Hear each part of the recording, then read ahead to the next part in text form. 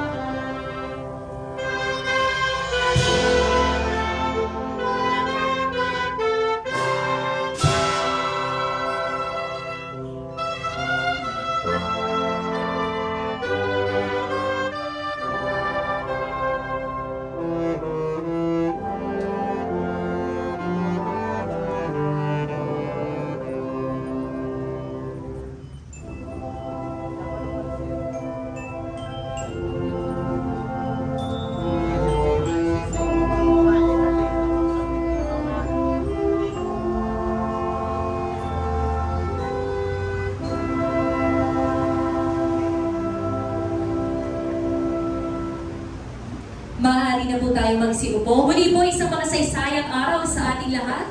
Ngayong araw ay ating ipinagdiriwang ang pambansang araw ng mga bayani na may temang kabayanihan ng Pilipino sa panahon ng pagbabago at ika-185 anibersaryo ng kapanganakan ni General Cesareo C. Topacio. At bago po tayo formal na magsimula at pakinggan ang mensahe ng mga kasama natin ngayong araw, nais ko pong batiin ang mga kaisa natin sa pagdiriwang ng araw na ito. Simulan po natin sa Pambansang Pulisya ng Pilipinas. Magandang araw po sa inyong lahat. Sa Pambansang Komisyong Pakasaysayan ng Pilipinas, sa opisina ng ating Provincial Tourism Officer, Cavite Historical Society, Imus Historical Society, at ang mga kamag-anak ni General Cesareo C. Topacio. Magandang umaga po sa inyong lahat. Kasama rin po natin ang BFP, BJMP at ang ating mga kalapit na barangay. At sa pagkakataon pong ito, and of course, kasama rin po natin ang mula po sa Kagawaran ng Edukasyon sa pangunguna po ng ating SDS, Homer Mendoza. At sa pagkakataon pong ito, pakinggan natin ang batik pambungan. Sorry po, bago po ang lahat, nais ko rin po batiin ang mga masisipag na naglilingkod dito sa lungsod ng Imus. Simulan po natin sa ating City Administrator, Hertito Monson. Magandang umaga po. Kasama rin po natin ngayong umaga, Sir Ryan Geronimo. Kagalang-galang Mark Villanueva, kagalang-galang Darwin Remulla, kagalang-galang Iggy Revilla Ocampo, at ang chairperson po ng Komite ng Turismo, kagalang-galang Jocelyn Balipsi. And of course, ang ating pong pinakabatang pangalawang punong lungsod, Vice Mayor Homer Sakilaya. At ituloy-tuloy na nga po natin para po sa kanyang bating pambungad, pakinggan po natin ang ating napakasipag na pangalawang ama ng lungsod ng Imus at ang ama ng sangguniang panglungsod ng Imus, Vice Mayor Homer Sakilaya.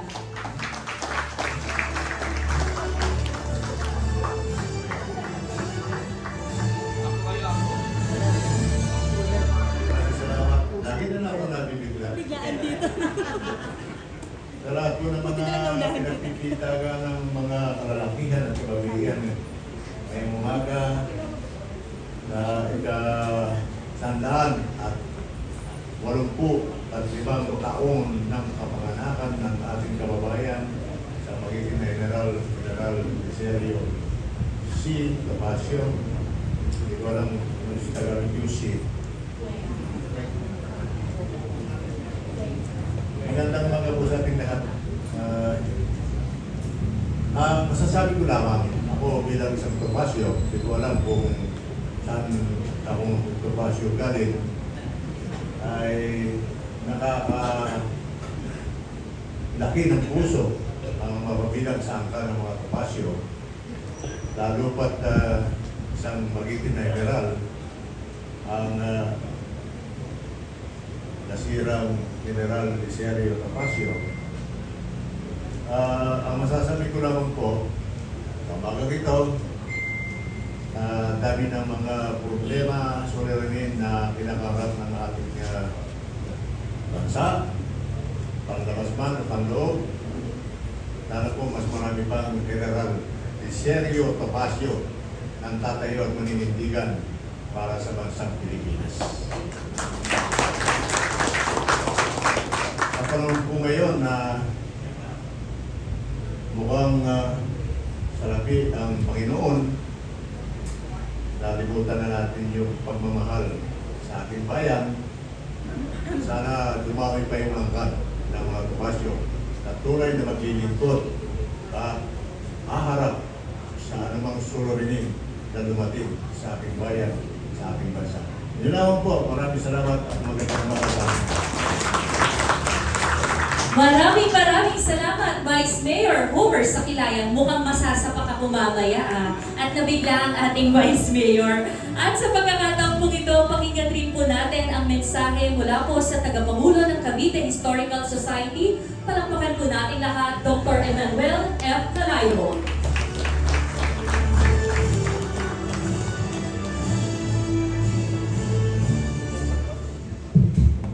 Magandang umaga po sa ating lahat. Pagbati po sa pamunuan ng lungsod ng Imus, sa ating Mayor A.E. Adicula, sa ating Vice Mayor ng Tamayon, Vice Mayor Homer Sakilayan, sa bumubuo ng ating sangguniang panglungsod, sa lahat ng empleyado ng ating lungsod, sa National Historical Commission of the Philippines, Cavite Historical Society, sa DepEd, at sa lahat po ng ating mga palauhin. Sa pong magandang umaga sa ngalan po ng Cavite Historical Society at bilang dating tagapangulo ng National Historical Commission.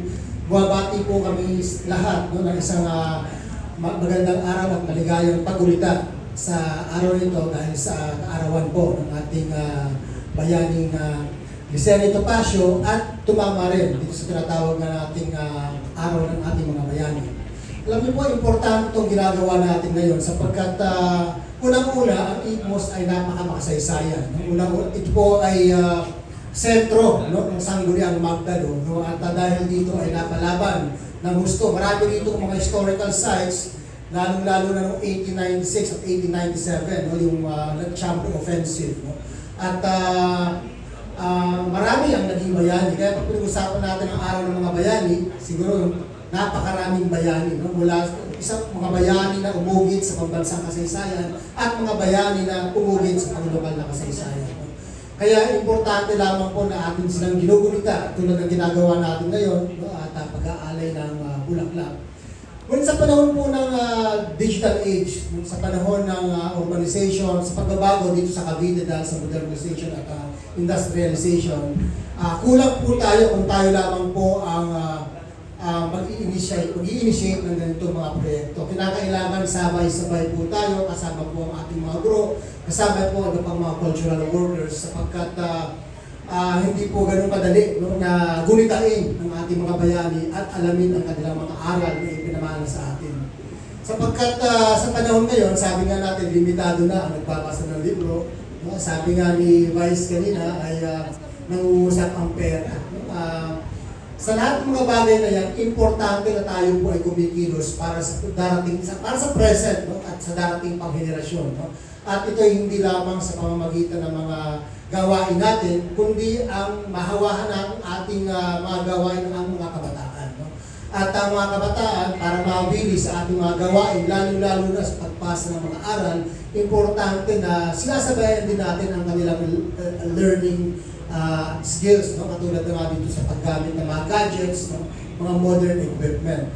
Kaya importante po na ma-utilize natin sa panahon ng digital age ang iba't ibang medium, katulad na lamang ng cellphone para ipalaganap ang mga aral ng ating mga bayani. Siyempre, ang tuloy-tuloy na pagsagawa ng mga ganitong klase ng pag-aali ng bulaklak para nakikita ng ating mga kababayan sa tabi na tayo ay seryoso sa ating mga gawain. Sapagkat sa ganitong mga pagkakataon, hindi lamang po ang tayo mga buhay na natutuwa, kundi natutuwa rin ang mga namayapa na sapagkat ipapamana natin ang kanilang mga aral, hindi lamang sa present, kundi sa susunod na henerasyon. Kaya muli, sabi nga, lagi kong binabanggit sa aking mga pananalita, ang kamalayan sa kasaysayan, ang susi sa pagkakaisa at kaunlaran. Mabuhay po ang mga tiga-Imos, mabuhay po ang alaala ng ating Licerio Topacio, mabuhay po tayo. Maraming salamat. Maraming salamat, Dr. Emmanuel F. Carayo. At sa pagkakataon pong ito, pakinggan rin po natin ang mensahe mula po sa ating CLGOO ng Kagawaran ng Interior at Pamahalaang Lokal ng Lungsod ng Imus. Palakpakan po natin lahat, Ginoong Joseph Ryan Geronimo. Magandang araw po. Isa pong mapagpalang araw at blessed day sa lahat. Sa atin pong una po, pagbati po sa City Administration ng City of Imus, Lungsod ng Imus. Sa pangunguna po ni Mayor A. Tigula, nandito po ang pangalawang lungsod ng Lungsod, Vice Mayor Commerce Sablayan at ang City Councilors po natin, City Councilors sa Maliksi, Revilla, Remulla at Villanueva. Gayon din po sa ating City Administrator. Andito rin po yung ating hepe ng kapulisan, kapatid ko po sa Kagawaran ng Interior at Pamahalaang Lokal, Lieutenant Colonel Louis Jonglay, at ang mga punong barangay at mga kapatid din po namin mula po sa National Historical Commission of the Philippines. Napakaganda pong araw na kung ginugunita ngayon. Ang isang kaisandaan at 85 karawan ng ating magiting na bayani na si General Licerio Topacio. Isa po pala siya sa mga naunang alkalde ng Imus at isa sa mga matatandang general noong pamahalaang revolusyonaryo. At nakita ko po sa paggawa ko po ng aking pagsaliksik, naging pagsaliksik tungkol sa kanyang buhay, na nag-giveaway, binigay niya po yung daan para sa ating mahal na unang Pangulo General Aguinaldo na siyang magpatuloy po ng himagsikan at maging presidente. So, isa po pala siyang mapagbigay at matapang na general. Napakahalaga din po ng araw ng Agosto 26 kahapon o yung pambansang araw ng mga bayani. Pagsasagawa po nito ay nagsimula pa noong 1930s. Ano po?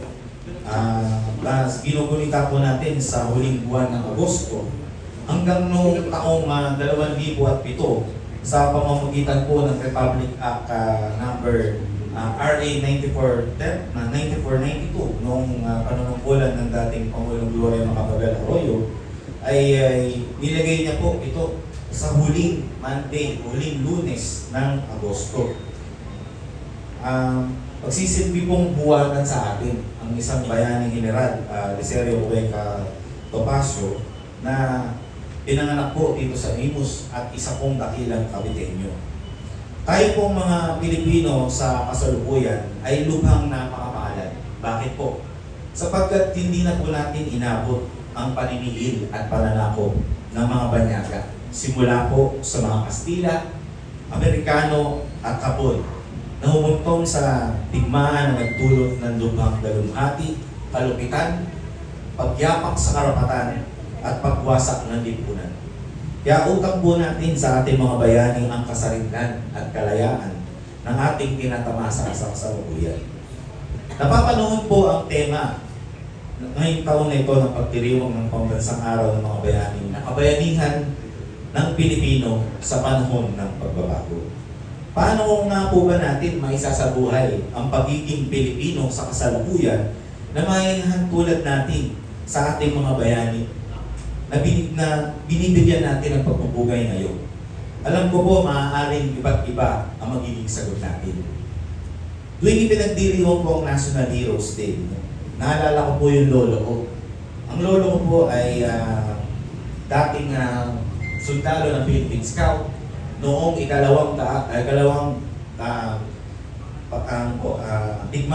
digmaang pandaigdig. At gayon din po ay nagsilbi po siya sa Korea bilang miyembro ng Philippine Expeditionary Force Korea o PEPTO.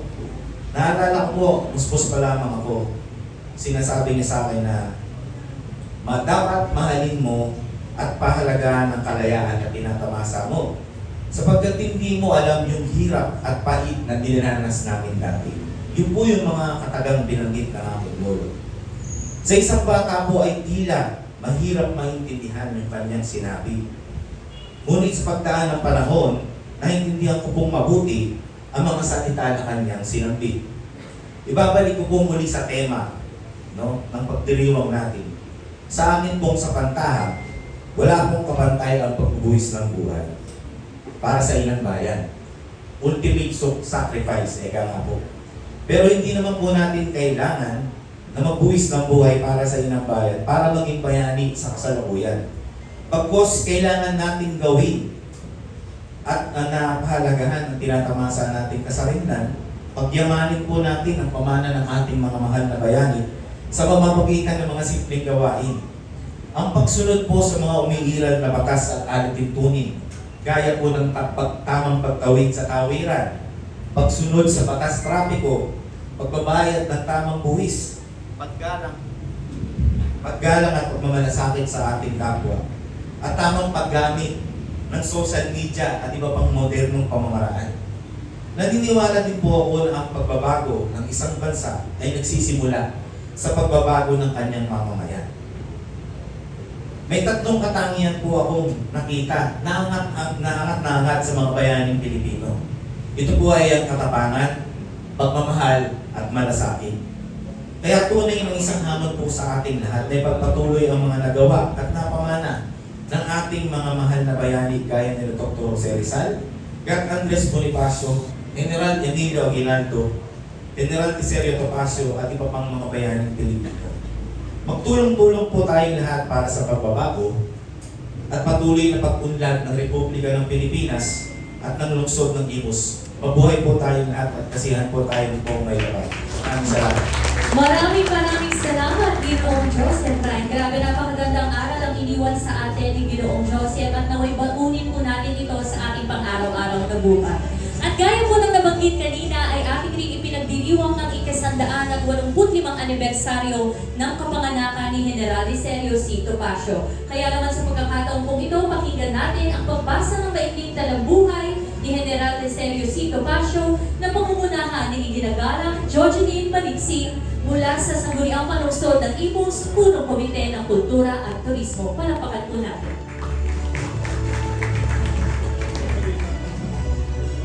Isang makasaysay parang araw po sa ating lahat. Isa pong karangalan na aking maibahagi sa inyo ang talambuhay ni General Licerio C. Topacio. Kilalang lider, makabayan, bayani. Ipinanganak si Licerio Cuenca Topacio sa Imus, Cavite noong ika-27 ng Agosto, taong 1839. Anak ni Miguel de Jesus Topacio ng Imus at ni Marta Cuenca ng Bacoor, Cavite. Siya ay mas kilala sa taguring Itang Serio. Ikinasal kay Chodorica Viña at biniyayaan sila ng 10 anak. Naitalaga bilang gobernadorcillo ng Imus si Itang Serio noong 1888 hanggang 1890. Matapos ang kanyang termino ay naging masigasig siya sa mga gawaing panrevolusyon at sumapi sa Partido Magdalo. Sa edad na 57 taong gulang, siya ang naturingang pinakamatanda sa lupon ng mga general at lubos na iginagalang bilang kanilang tagapayo. Ilan sa mga mahalagang ambag ni General Licerio C. Topacio ay ang kanyang pangunguna sa pagdepensa sa labanan ng Imus, labanan ng Binakayan, at ilang mga naging labanan sa Batangas noong 1896. Naging tagapagtatag ng Pilar Lodge, isa sa mga unang masonerya sa Pilipinas noong 1894, kasama sina General Juan Castañeda, General Cayetano Topacio, at Father Severo Buenaventura. Si General Licerio Topacio ang ibig maging pangulo sa bagong tatag na pamahalaang revolusyonaryo sa Tejeros noong Marso, taong 1897. Subalit ito ay kanyang tinanggihan dahil sa kanyang katandaang gulang at mas nais niyang maging pangulo si General Emilio Aguinaldo. Itinilaga siya bilang Ministro de Fomento at itinaas sa ranggo ng mataas na pinuno ng himagsikan of Flag Lieutenant General. Pinangunahan niya ang mga pagpaplano sa pagbuo ng mga depensa at fortifikasyon sa mga labanan sa Pasong Santol at labanan sa makasaysayang tulay ng Zapote. Siya rin ay isa sa mga lumagda sa konstitusyon ng Biak na Bato at naging kagawad ng Kongreso sa Malolos. Itinilaga sa pangalawang pagkakataon si General Licerio C. Topacio bilang alkalde ng Imus noong 1903. Namatay sa edad na 86 na taong gulang si General Licerio C. Topacio noong ika-29 ng Abril, taong 1925. Ang kanyang mga labi ay inilagak sa mausoleo ng pamilya Topacio sa lumang sementeryo ng Imus. Dahil sa kanyang pagmamalasakit sa mga miyembro ng Asosasyon de los Veteranos de la Revolución, upang makatanggap ang mga kasapi nito ng pensyon mula sa gobyerno, ay pinondohan ng asosasyon ang kanyang bantayo na nakikita natin ngayon dito mismo sa General Licerio Topacio Park o Imus City Plaza, na kung saan ay inilagak din ang kanyang mga labi na pinasinayaan noong ika-7 ng Pebrero, taong 1930. Hindi matatawaran ang naging kontribusyon ni General Licerio C. Topacio sa ating bansa, lalo na sa karangalan ng kanyang iniwan sa ating minamahal na lungsod ng Imus. Naway magsilbing inspirasyon ang kwento ng kanyang buhay sa bawat isa sa atin. Maraming salamat po. Maraming salamat po iginagalang Georgeline L. Manixil. At ngayong araw po tayo po ay mapalad dahil makakasama rin po natin ang pamilya at ina po ni General Iserio C. Topacio. Pakinggan po natin ang kanyang mensahe at palapakan po natin si Dr. Arlene S. Abella sa una.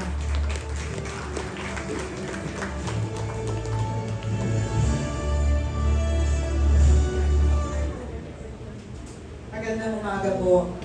Totoo lamang ang ulan ay biyaya sa ating lahat. At sabi ni Pastor Nina Conrad, salamat po sa panalangin at ang araw nito ay hindi lamang pagbibigay pugay sa ating mga bayani, kundi isa rin pagpaparangal sa imus na nagbigay ng mga anak na matuturing natin mga bayani. So, sa salitang ugat na bayani, pagbiniyang niyo po bayan. At sabi nga ni Sir Ryan kanina, dinescribe niya yung mga tatlong characteristics ng mga bayani. Salamat po. Bago ko magpatuloy ang aking hindi maiksing mensahe, gusto ko pong batiin si Miss Fatima na galing pa sa Tagaytay. Salamat po sa pagdala niyo. So, ang mga bayani po ng ating lipunan sa ngayon ay hindi lamang ang mga magigiting na paglaban ng mga unang panahon.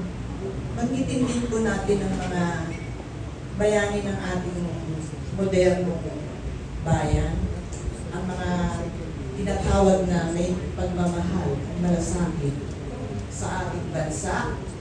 Hindi lamang po ang mga sisilbi para mapalagaan ng ating seguridad, katulad po ng ating mga sundalo, at lalong-lalo na ang mga nagbabantay ng ating mga karagatan, na tinuturing kong sadyang isang malaking hamon dahil lahat po ng ating mga pinagtutunan ng pansin ngayon ay tungkol sa tubig, kakulangan sa tubig, sobrang tubig na baha, sakit ng dengue at leptospirosis na galing sa baha, ang mga oil spill na hindi lamang ngayong mga panahon ito, kundi nung nakaraan na sa palagay ko hindi lamang dapat humingi ng saklolo sa mga mananaliksik sa ibang bansa, kundi sapat na ang karunungan natin ng mga Pilipino para pagtunan ng pansin na ito.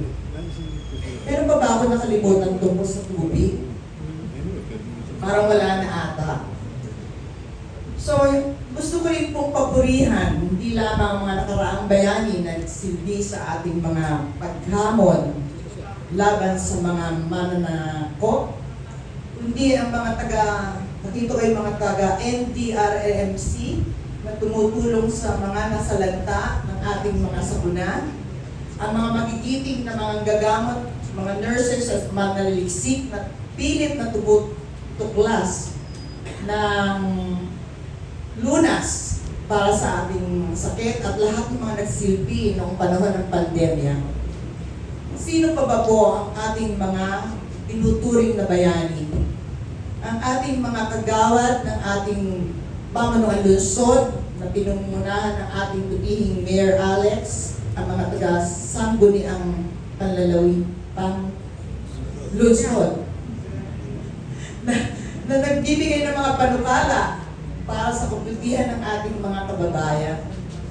Ang mga magigiting na mga historiador, katulad ni Dr. Calayo at ang pupunaan ng NXCP, na talagang pinipilit nilang makising ang mga kabataan tungkol sa ating kasaysayan, sapagkat galing dito ang magiging solusyon na mga hinaharap natin para sa kaunlaran ng ating bayan.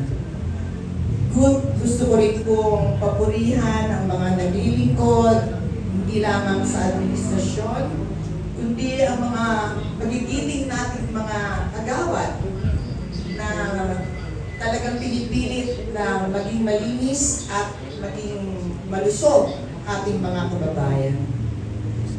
Salamat po sa inyong lahat sa pagdalo, lalong-lalo na po ang karamihan dito, hindi naman yung kalahati ng mga pamilya Topacio, pero karamihan ay talagang kamag-anak po namin. At ang masasabi kong kanyang, ang Lolo Itang ay talagang pinamana niya kasi talagang pag tinignan mo ako, medyo kalma lang, pero matapang ko talaga mga Topacio. Huwag niyo hong sasantingin. At hindi lamang talaga ito, no? Matapang talaga ang mga taga-Imus, matapang ang mga taga-Cavite. Talagang ang ating sanggalan, ang ating nasa background natin, ang ating watawat, nagsisilbing talagang simbolo ng unang-una, pangako na pamagaan ang ating bayan, pangako na pagsilbihan ng ating bayan at unang-una upang ibigay ang pabori sa Panginoon. So sa lahat po ng ating kasaganahan at biyaya na nararamdaman natin ngayon, lahat ng ating mga trahedya, challenges at mga suliranin, ay siya lang po ang ating mga kasama. Magandang umaga po at sana ay hindi tayo mabusog tayo sa handa ng ating city government. Maraming salamat po. Maraming salamat po, Dr. Arlene. At may bumulong po sa akin, suot daw po ni Dr. Arlene ang pangalang bota ng kanyang lolo. At sa pagkakataon po ito, pakinggan po natin ang mensahe mula po sa Acting City Tourism Officer mula sa Tanggapang Panlungsod para sa Turismo at Pamana. Palakpakan po natin, Dr. Emmanuel R. Paredes. Isang makasaysayang araw po sa ating lahat. Taos-pusong pasasalamat ang pamahalang lungsod ng Imus at Tanggapang Panlungsod sa Turismo at Pamana sa inyong pakikisa sa pagguhita ng 2024 Pambansang Araw ng mga Bayani at ang 185 taon ng anibersaryo ng kapanganakan ni General Sergio Cuenca Topacio. Ang pagdiriwang na ito ay nagsisilbing pag-alala sa ating mga ninunong Pilipino at Imusenyo tulad ng Itang Sergio nang nagambag ng kanyang buhay, lakas, talino at iba pang kakayahan upang ipaglaban at ipagtanggol ang ating kalayaan at pagkabansa. Kasabay din dapat dito ang pag-alala sa mga Pilipino na araw-araw nagsasakripisyo para sa kanilang pamilya, komunidad at bansa. Sa aking pong mga kamag-anak sa Topacio, hindi niyo po alam ang aking pong Paredes side at ang mother side ay parehong Topacio. Dahil noong 1800, nung dumating ang Paredes sa Imus galing sa Ilocos, ang napangasawa niya kaagad ay Leoncia Topacio. Ako'y pang-anim na henerasyon na ng Paredes. Sa kabilang side naman ng Topacio ay nanggaling sa Casimiro, Nicomedes at Escolastico.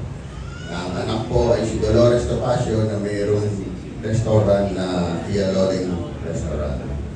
At sa amin din pong bloodline, nagkaroon po ng dalawang gobernador dahil yung si Casimiro nagka-anak ng Agripina kung saan nanggaling si Governor John B. Cremulla. At dito naman po sa kapatid ng lola-loleng ko na si Rene Dios ay naging asawa niya si Governor Bagong Camerino. Kaya, at dito naman po sa isa pang kapatid ng lola ko na si Gaudensia ay naging apo naman po si Cardinal Chito Tagle. Kaya malaki po ang kasaysayan ng Topacio dito sa Imus. Kaya po sa ating DILG at DILG family kasama ang Philippine National Police, Bureau of Fire and Protection at Bureau of Jail Management.